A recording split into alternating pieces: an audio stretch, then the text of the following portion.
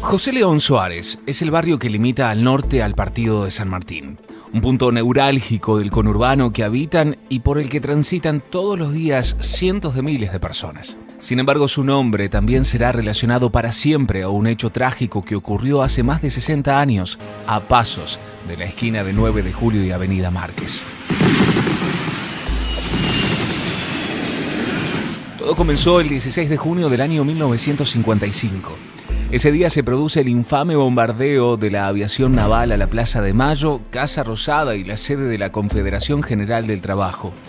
El alzamiento buscaba derrocar al gobierno democrático de Juan Domingo Perón y terminar con su vida.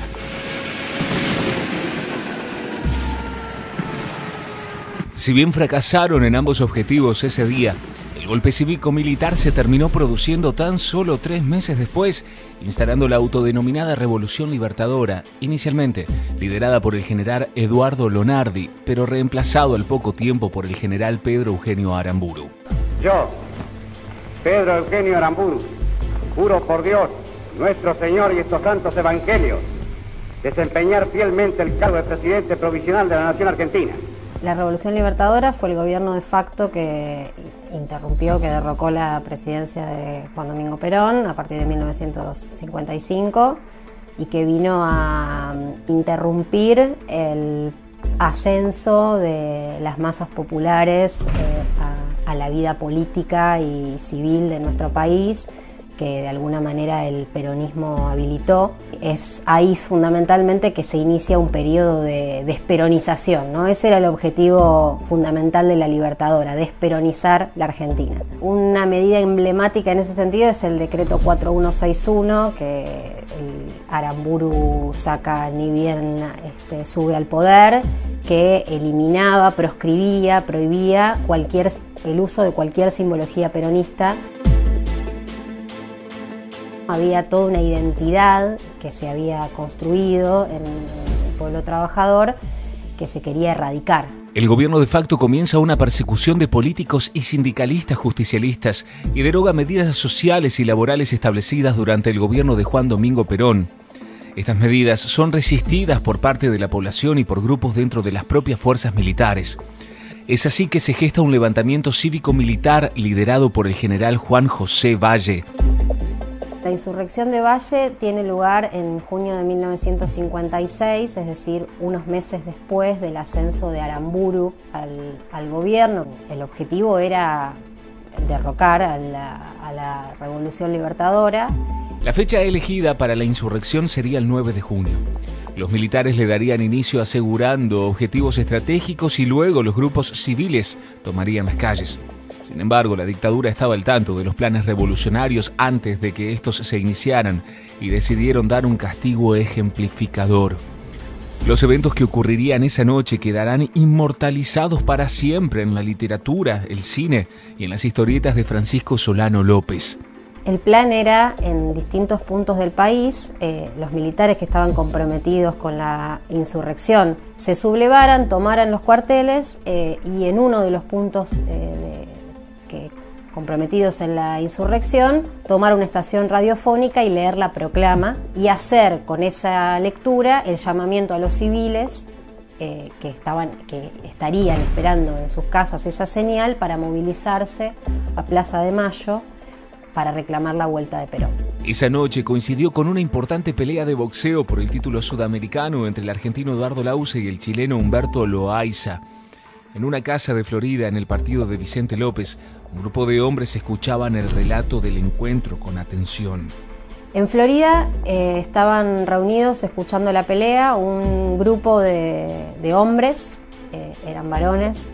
Algunos de ellos sabían que existía se estaba gestando esta insurrección, otros no. Y allí se montó un procedimiento represivo que fue liderado y comandado por el jefe de policía de la provincia de Buenos Aires, que era Desiderio Fernández Suárez. ¿Dónde está Tanco? Revisen todo. ¿Dónde está Tanco, viejo hijo de una gran puta? Y ahí es que irrumpe la policía de la provincia de Buenos Aires al grito de ¿dónde está Tanco? De una manera muy brutal. La policía buscaba al general Raúl Tanco, segundo del general Valle en la sublevación, pero Tanco no estaba ahí. y muchos de los presentes no tenían siquiera conocimiento del levantamiento. Sin embargo, la dictadura puso en marcha su plan para aplastarlo antes que se iniciara.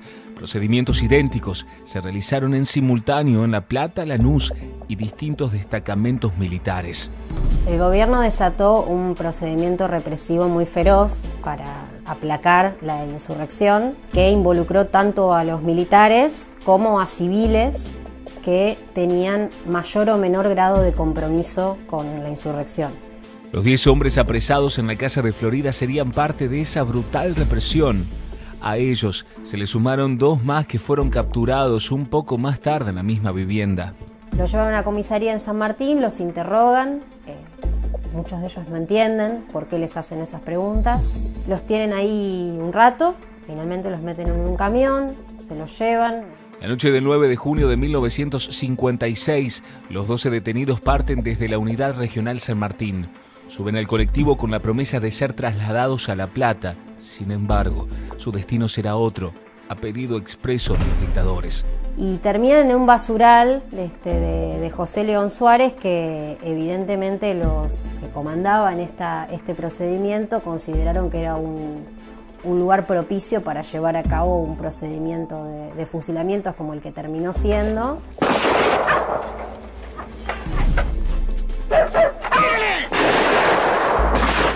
En el basural perdieron la vida Mario Brión, Nicolás Carranza, Francisco Garibotti, Carlos Lizazo y Vicente Rodríguez. 7 de los 12 detenidos sobrevivieron a la masacre. Reinaldo Benavides, Rogelio Díaz, Horacio Dicciano, Norberto Gavino, Miguel Ángel Yunta, Julio Troxler y Juan Carlos Libraga, este último muy mal herido. El alzamiento terminó a pocas horas de su inicio, dejando un saldo de 18 militares y 13 civiles asesinados. En pocas horas se ha derramado mucha sangre argentina. Que esa sangre, que es argentina, aún en los equivocados, una definitivamente a la nacionalidad, para que unida y sin espejismos avance por la luz en cumplimiento de sus altos ideales. Lo ocurrido es obra de minorías y por ellas el país debe hacer un pequeño alto en su camino. Los trágicos hechos de esa noche del 9 de junio de 1956 fueron presentados por la dictadura como el triunfo de la Revolución Libertadora sobre una acción demencial de un grupo minúsculo que buscaba reponer al gobierno anterior. Y es probable que la verdadera historia de los fusilamientos nunca se hubiera conocido de no ser por la curiosidad de un joven periodista de La Plata llamado Rodolfo Walsh. En ese momento Walsh no era... ni siquiera todavía era un periodista de investigación, mucho menos era un militante, ni un periodista comprometido, un intelectual comprometido. Era simplemente un escritor especializado en el género policial. En diciembre del 56, en el café donde solía jugar al ajedrez, un amigo le dice la frase: "Hay un fusilado que vive". Y eso es lo que lo convoca, lo interpela a ver qué está pasando ahí. Y ahí sí se le despierta un instinto de investigación. En principio no es una curiosidad vinculada con hacer justicia, sino con tener una buena nota periodística. Walsh se embarca en la investigación de ese misterioso fusilado que vive hasta que logra hacer contacto. Se trata de Juan Carlos Libraga, quien había sobrevivido luego de recibir un tiro que le rompió la nariz, otro que le atravesó la mandíbula y la dentadura y un tercero que le dio en el brazo. Dale a ese que todavía respira. Y lo primero que hace es justamente acercarse a Libraga, ve su cara agujereada por las balas que había recibido en el basural y no queda indiferente. Lo que convoca a Walsh entonces tiene que ver con una indignación ante un atropello. Él lo que va viendo es que fue un fusilamiento sin causa, sin ningún tipo de juicio ni de intervención jurídica. Y tirando de ese hilo, él va transformando su manera de pensar y su pensamiento político, justamente. Y a partir de ahí lo que hace Walsh es reconstruir lo que pasó esa noche. Una reconstrucción dolorosa que fue moldeando la personalidad de quien la estaba investigando. Libraga es este fusilado que vive, es el sobreviviente emblemático de los fusilamientos de Suárez y de la represión al levantamiento de Valle, en el sentido de que expresa la profunda violencia que ponía en marcha esta represión, porque él no tenía ningún compromiso con la insurrección de Valle, no sabía que eso se estaba gestando.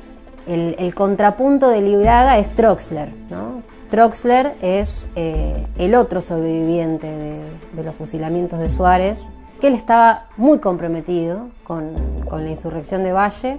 Walsh publica su primer artículo describiendo los hechos narrados por los sobrevivientes el día 23 de diciembre del 56. La serie completa del artículo terminaría por configurar el libro que hoy conocemos como Operación Masacre. Creo que si no existiera Operación Masacre, sería otra la dimensión del alzamiento militar del 9 de junio del 56.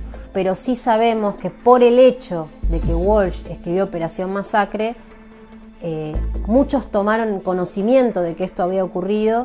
Esta difusión de los hechos a través de la obra de Rodolfo Walsh tuvo un impacto considerable, sobre todo entre los militantes que aún estaban proscriptos en el Partido Peronista. Es así como el tema aparece en la película La Hora de los Hornos de Fernando Pino Solanas, donde el sobreviviente Julio Troxler vuelve al basural de José León Suárez, donde se lo intentó fusilar. Y también es la base de la película que lleva el mismo nombre que el libro. Walsh contribuyó en un, podríamos decir, triple sentido en relación con los fusilamientos de Suárez. En un sentido literario, porque escribió una novela. En un sentido periodístico también, porque él hizo una investigación. Y en un sentido político, aunque él no se lo propuso así en el primer momento. Y es desde ese sentido político que los fusilamientos de José León Suárez cobraron especial protagonismo a comienzos de la década del 70. Es un acontecimiento que ha sido de algún modo convertido en símbolo de la resistencia peronista. En la fundación de las organizaciones armadas del peronismo en los 70 está este acontecimiento, ¿no?, como fundacional. Se puede ver en fuentes, por ejemplo, de los años 70, donde se sabe que los jóvenes identificados con la izquierda peronista del periodo leían Operación Masacre como una de sus inspiraciones políticas, ¿no? Más de 60 años después, nada queda del basural donde se desarrollaron los trágicos hechos de aquella noche del 9 de junio de 1956. Como una ironía del destino, sobre el terreno que alguna vez albergó tanto espanto y dolor, se ha construido un moderno natatorio y un edificio que alberga la Escuela de Danza, Música y Circo Municipal. Sin embargo, un monumento sobre la calle 9 de Julio recuerda a los fusilados de José León Suárez y a todos los caídos en el alzamiento del General Valle. Una historia que se mantiene siempre vigente en las páginas del libro de Rodolfo Walsh. Y hoy sigue siendo fuente de estudios literarios que siguen planteando la complejidad de ese periodo y la riqueza para analizar, digamos, toda la historia argentina con su violencia y a la vez con su pueblo fuerte que resiste.